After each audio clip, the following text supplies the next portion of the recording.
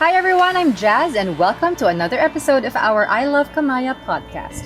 Now, we all know that Camaya COAST is a mixed-use development property here in Bataan. And these days, more and more people are into investments and finding ways on how to utilize their finances or resources, even after the pandemic.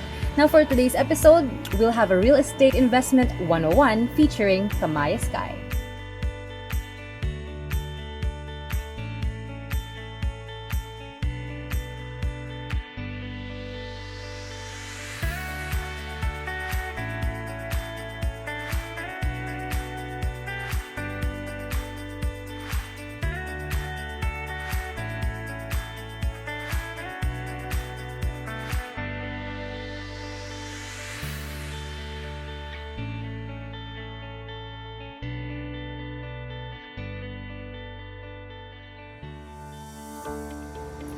But of course, you need to do your research when investing in a real estate property. Always guys, don't scrimp on this part. Syempre, dapat maganda ang location. Dapat accessible. And take note, when we talk about accessibility, it's not just via land, it's also by air and by sea. And of course, dapat magaling at mapagkakatiwalaan ang developer. Because whether you're single or you have a family or maybe you're thinking of your retirement, it's always wise to choose a real estate investment with a good location, good accessibility, and of course, a good developer, just like Camaya COAST. Now, just look at the great views, guys, of the sea and the mountains here, right at the heart of Bataan.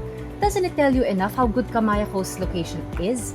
And yes, Camaya COAST is so accessible, whether by land, by sea, or by air. It's just a few hours drive from Manila via the newest and finest highways that we have. And if you've passed them, then you know exactly what I'm talking about. Ang sarap dumaan ngayon sa expressway.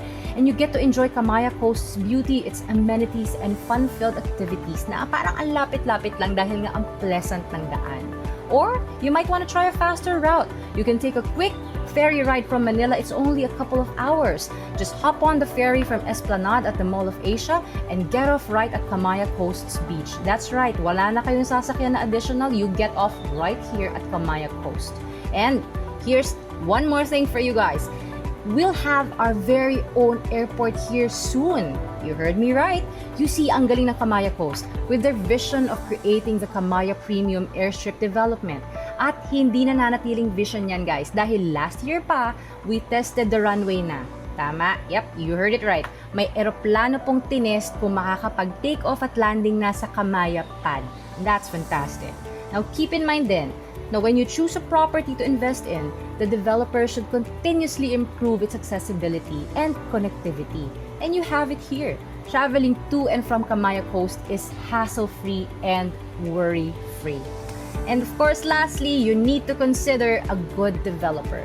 You see, Camaya COAST is actually a 2,000-hectare land that is segmented into 3 stations. Where we are now is Camaya Station 1. Then we have Station 2 and also Station 3. Lahat yan may mga gagandang plans of developing residential, commercial, transport, and leisure properties sa napakagandang lugar na to sa loob ng now flourishing economic zone of Bataan. So imagine, you get to have a home by the beach or the mountains na malapit ka sa nature, pero you still get all the conveniences of living in the city. Kasi you have restaurants, you're gonna have malls, so it's the best of both worlds and even more. Imagine the possibilities, diba? Now, wait, sino ba dito ang mountain person? Kasi have you ever dreamed of waking up to such a glorious mountain view? Tapos maririnig mo yung mga ibon freely flying in the sky. Tapos maririnig mo yung waves of the ocean and you feel the mountain breeze while you sip a cup of coffee. Oh, sounds like perfection. It sounds like a dream. But when you see Camaya Sky, you will know that's not just a dream. And you've just got to live there. The beauty, the tranquility, the livability, and even the comfort and safety you get are the value of Camaya Sky. It's such a perfect place to rest your mind, your body, and your spirit. And when you get all these, you definitely know that you have a home. So if you want to know more,